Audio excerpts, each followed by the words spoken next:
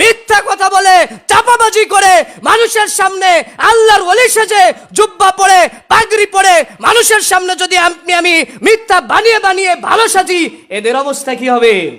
সমাজ একেবারে আচ্ছন্ন এই মিথ্যাবাদীদের দিয়ে। দুনিয়াতে বাঁচবা কতদিন? চোখটা বন্ধ হলে অবস্থা কি হবে?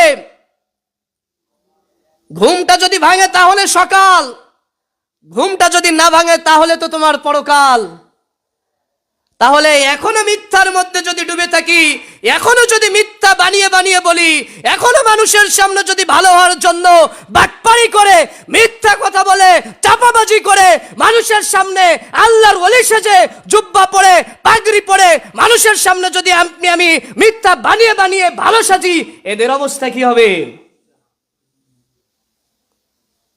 প্রিয় উপস্থিতি আমার, সমাজে সে গিয়েছে একেবারে সমাজ একেবারে আচ্ছন্ন এই মিথ্যাবাদীদের দিয়ে। সমাজের প্রত্যেকটা মানুষ আজকে, অধিকাংশ মানুষ মিথ্যাবাদী ভাবে না। আমি মিথ্যা বলতেছি, আমি ভাবতেছি যে না না এটা তো কোনো বিষয় না। ওই জাহান্নামের সর্বনিম্ন স্তরে এরা যাবে। মুনাফিকের একটা আলামতের কথা বললাম, ব্যাখ্যা করলে তো একটা বিষয় নিয়ে আলোচনা করতে গেলে হয়ে যাবে।